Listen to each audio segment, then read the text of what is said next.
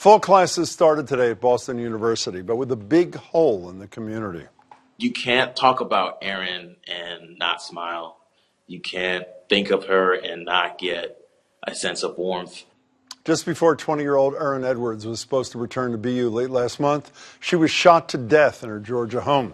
Her older brother and mother were also found dead. Police say the evidence indicates Erin's mother, Marcia Edwards, likely killed her children and then herself. It's a case that shocked just about everyone who knew the family, and say Marcia Edwards appeared to have a great relationship with her children. Doesn't seem, like it would happen, and like that she would be one to do anything like that. Zoe Greenberg has been covering the story for the Boston Globe, both here and Atlanta. She joins me now. Zoe, it's good to meet you. Thanks. Thanks for having me. You report that the police say it was a murder-suicide, as described a minute ago, but you also report that they've disclosed no evidence to prove that fact. Why?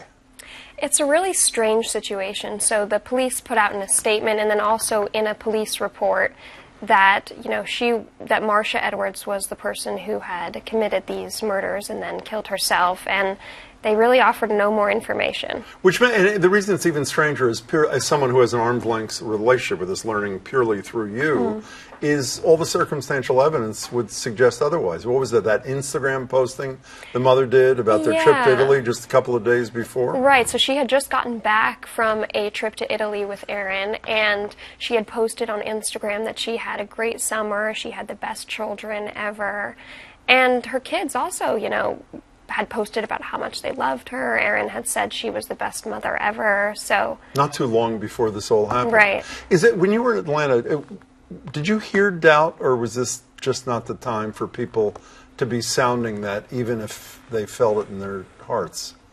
Mostly people weren't really questioning that, although people were just so bewildered by what had happened that, they almost couldn't believe it. It wasn't necessarily that they were saying the police had made it up, but...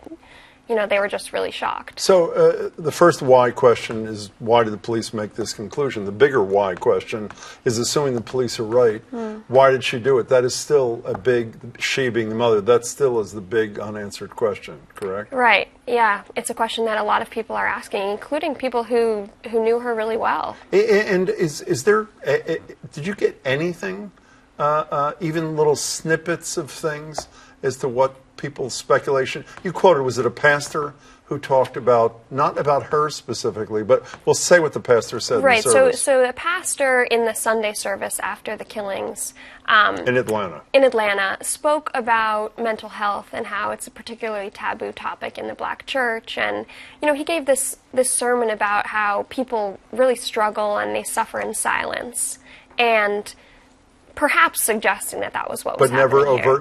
But never overtly. One of the things that struck me about this whole story, which is I'm sure why the Globe and you decided to give it this much coverage, I am stunned by how deeply this seems to have affected this community, where while she had deep connections, but narrow connections, with a very limited... I was on the Cape, and I know this is totally anecdotal, for the last week. This is what people were talking about, not in every setting, but in a lot of settings. I'd overhear the name or the BU student. Why do you think this struck such a chord in her home away from home? Well, I think it's a pretty awful thing for a mother especially to kill her children. We don't think that will ever happen, and it's almost hard to believe or comprehend. And she clearly had really close connections, even at BU, where she had been for 2 years. How different did this whole thing feel in Atlanta? It's a pretty prosperous family. Obviously, they're very high profile. The mother was, the father is. Yeah. The kids were known both to the mayor, to a whole spectrum of people. What kind of different feel was there for you covering this in her, sort of an adopted community at BU versus her home community and the community of her family back in Atlanta? Well, it was interesting in Atlanta. They were quite a well-connected family. As you said, the mayor knew them ever since they were kids.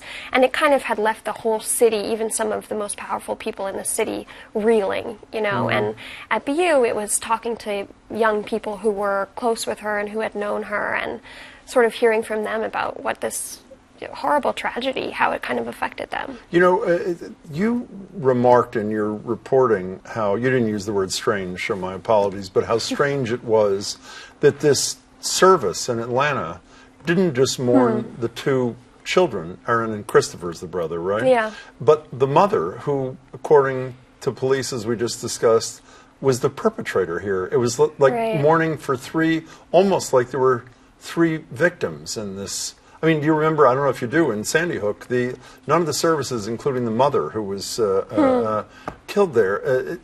Why was that? I mean, why is she seen, especially since we don't know motive? She apparently is seen as a victim, even though apparently by her own hand. Yeah, I mean, that was one of the things I was most surprised by when I was there, that they were really treating her as a victim. You know, they talked about our beloved Marcia. There were portraits of her at the front along with the 2 kids. Yeah. And I think it partly has to do with the fact that people are just having trouble thinking of her as a villain in this case because, you know, she seemed like such a devoted mother to these kids, and everything she had done in Atlanta seemed like, you know, she really loved. And you can only find one person, some crackpot, I mean, not your words, mine, a crackpot neighbor who described her as a very, very unpleasant woman or something. Could you share, since we won't have an opportunity to learn except through you how Erin lived, share an anecdote about her at BU. You had some great ones about her and her friends, new friends, old friends. Share one with us if you would. Yeah, well, one of her friends had shared this video with me, which I found to be one of the most I got to see her, you know, in life on this video, and she was in the middle of this student center, and they started playing a Jill Scott song, and she was lip-syncing to it, and then she gets up, and everyone around her, all the students around her are typing at their laptops, and she's just like lip-syncing, you know, dancing, she's throwing her hands up, tossing her hair, and all the students around her continue to type, but it really just showed, you know, this really lively, kind of vivacious person. How did this affect you? I mean, I don't know if you can or want to answer that, but you're not wildly older than Erin was, and you've gotten pretty close to this situation. How did this affect you? I mean, it's really hard to report on something, and I think even, you know, as an outsider, it's hard to kind of grapple with this type of violence and looking at a family and kind of thinking, how could something like this happen? And you know, how could people maybe not see the signs? You did a terrific job, by the way. You really did. Appreciate your reporting. Before I go, I want to read what Erin Edwards wrote in an application to a scholarship at BU. She wrote, "We're all human and endure the human experience together. We all know tragedy and struggle, but we also all have certain privileges. Some of us just have different struggles and privileges that we have to recognize and understand so we can all support each other through this journey of life." Zoe Greenberg, good to meet you. Thanks so much for your reporting.